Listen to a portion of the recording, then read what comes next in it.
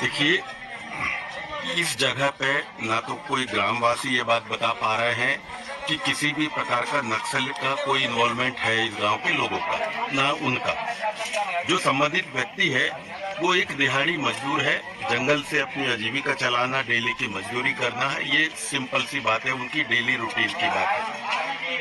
रविवार के दिन वो उससे नहीं मिला, तो 2-3 दिन देखने के बाद में ये जब पुलिस में गए तब वहां पर कोई वीडियो दिखाए होंगे, उसमें उनको एक शिनाख्ती की गई। लेकिन अभी तक की स्थिति में इनको भी नहीं मालूम कि उनकी मौत कैसे हो गई।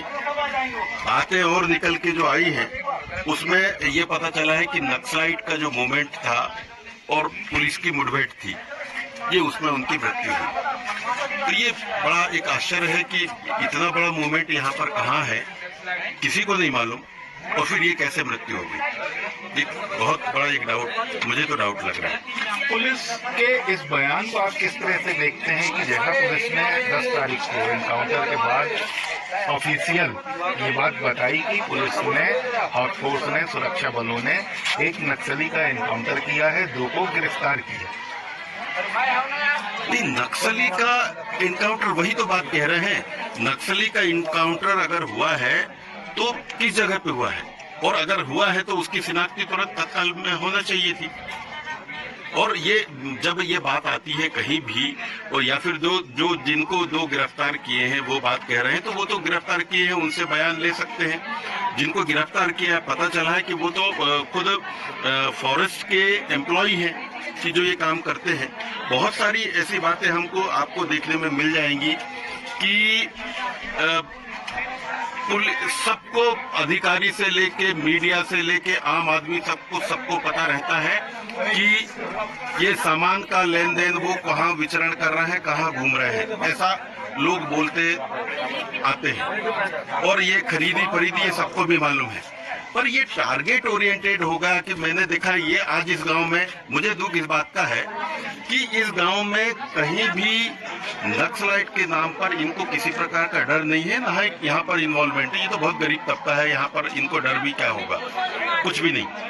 लेकिन एक इससे पहले 1.5-2 साल पहले बालाघाट गढ़ी क्षेत्र में 2 लोगों का जो एनकाउंटर हुआ था, उसमें भी सभी ग्रामवासियों ने ये अंदेशा जताया था कि यहाँ पर नक्सलाइट नाम की कोई चीज नहीं है, ना ही इन लोगों का इन्वॉल्वमेंट है। तो बहुत बड़ा एक डाउट लगता है, कई बार अपनी संख्या, नक्सलाइट की संख्या बढ़ाने के लिए भी कई प्रकार के व्यू रचे जाते हैं। मुझे डाउट इस बात का हो रहा है। मतलब एक बात और समझ में आती है, जैसा कि पुलिस का कहना है कि नक्सली मारा, अभी जब आपने पत्नी से बात करी, हमने भी बात करी उससे, तो उसका ये कहना है कि पुलिस वालों ने उसको बताया कि ये बीच में आ गया तो मारा गया। तो ये दोनों बातें विरोधाभासी नहीं लगती आपको? निश्चित रूप से अगर नक्सलाइट का पुलिस के साथ में अगर मुठभेड़ हुई है तो उसकी फिजिकली आप देख सकते हैं, गोली और इन सब चीजों की बातें आप कह सकते हैं। और ये तो यहाँ के लोग हैं, अगर इस टाइप का इनका मूवमेंट अगर रहता तो ये वहाँ क्यों रहता, वहाँ तो भाग सकता था किसी भी प्रकार से। लेकिन इनके गोलियां चली, कोई किसी को कुछ नहीं हुआ है। एक सामान्य आदमी, गांव का आदमी जो सिर्फ मजदूरी करता था, जंगल, उसकी एक गलती हो गई कि कुल्हाड़ी लेके जंगल में गोंद और ये चार अचार के लिए वो जंगल चला जाता है और वहां उसकी किसी भी वजह से मृत्यु हो जाती है। तो ये तो एक बहुत बड़ी तकलीफ है कि इसकी तो मृत्यु हो गई, इसके 5 बच्चे का क्या होगा, इनकी पत्नी का क्या होगा, इनके घर वालों का क्या होगा। अभी तक पुलिस आई और यहाँ पर रख के चली गई, यहाँ पर रख के चली गई। आगे क्या, गलती किसकी, इसकी जवाबदारी कैसी, इनका पालन पोषण कैसा होगा। फिर वही बात आ रही शुरू में जो आपने कहा प्रश्न में कि नक्सलाइट समझ के, तो ये नक्सलाइट कैसे समझ गए? नक्सलाइट समझ गए या फिर पहले से हम सोशलिस्ट हैं, हमारे पास बातें आती है कि यहाँ पर नक्सलाइट का मूवमेंट कहाँ है, कितना है, ये अलग बात है। लेकिन जो गांव के जो बेकसूर आदिवासियों की मौत सिर्फ संख्या बढ़ाने के लिए इनकी मृत्यु, इनकी गोलीबारी होती है, ये हमें डाउट है। इस बात को कहने में मुझे कोई परहेज नहीं। किसकी संख्या बढ़ाने? नक्सलाइट है, नक्सलाइट का इनकाउंटर हुआ है। ये संख्या बता रहे हैं। अगर है तो आप बता दें कि नक्सलाइट का किस प्रकार से इनका नक्सलाइट सिर्फ टारगेट दिखाने के लिए हो रहा है बहुत बड़े लेवल पे, क्योंकि इनके पास तो कोई साक्ष्य नहीं है। इनके गांव में किसी भी प्रकार का कोई ऐसा नहीं है कि यहाँ पर कोई नक्सलाइट मूवमेंट है। तो मैं तो स्पष्ट रूप से प्रशासन से कह रहा हूँ, अगर कोई मुठभेड़ हुई है, अगर कोई गलती हुई है, अगर पक्ष से या विपक्ष से कहीं से भी हो, तो प्रशासन अपना बयान दे। और अगर कोई गलती हुई है तो इन बेकसूरों के लिए, इनके परिवार के भरण पोषण के लिए इनको मुआवजा और जो भी शासकीय प्रक्रिया होती है उसको दे, या फिर स्पष्ट कर दे कि यह नक्सलाइट है। और अगर नक्सलाइट नहीं है और कहीं भी किसी गलती से हुई है तो इनको फिर इनके लिए कोई भी जो प्रोविजन है उस बात को रखे। ये सब नहीं बताए हैं पुलिस वालों ने, ये बताए हैं कि हमारी तरफ से नौकरी मिलेगी तुम्हारे बच्चों को, और 50 लाख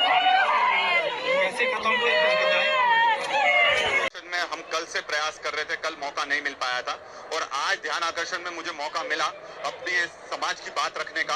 और मैंने मंत्री जी से सीधा सवाल करा कि आपने फर्जी इनकाउंटर करा, इसको स्वीकार करें और जो पीड़ित परिवार है उसको 1 करोड़ का मुआवजा दें, साथ में उनके परिवार से किसी न किसी को नौकरी दें और एक उच्च स्तरीय जांच कमेटी गठित होना चाहिए जिसमें विधायकों को भी रखा जाए, ताकि रिटायर्ड जज के साथ में विधायक जब रहेंगे तो जो हकीकत रहेगी वो सबके सामने साफ रहेगी।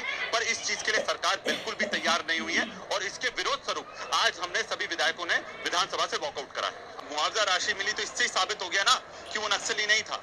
मुआवजा राशि भी उन्हें दी तो हमने बोला कि 1 करोड़ दो, जो 10 लाख जो दे रहे हैं वो उनकी जान की कीमत नहीं है, आपको 1 करोड़ राशि देना पड़ेगी। तो सरकार अपनी ही जो बातें बता रही है उसमें ही उलझती चली जा रही है, जो झूठ बोल रही है। और जो मुख्य मांग है कि एक हाई कमेटी बनना चाहिए, हाई कमेटी में जिसमें रिटायर्ड जज भी हो और विधायक भी हो, उसके लिए सरकार बिल्कुल भी तैयार नहीं हो रही है।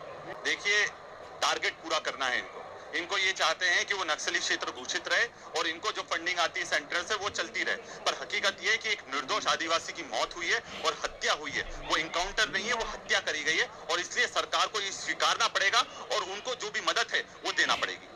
और हम व्यक्तिगत रूप से भी जाकर सबसे बात करेंगे। और जो पत्नी से हमारी बात हुई थी उसमें उन्होंने साफ कहा है कि एसपी का फोन आया था, उसने बोला था कि क्रॉस फायरिंग में उनके पति शांत हुए। और यहाँ सदन में सरकार ये कह रही है कि वो सदन में कि वो नक्सली था, वो नक्सली समर्थक था। तो ये दोनों जो विरोधाभास है ये जांच से ही क्लियर होगा और हमें मालूम है, क्योंकि हमारी जो फैक्ट फाइंडिंग कमेटी थी, कि ये पूरी तरह से इनकाउंटर फर्जी है।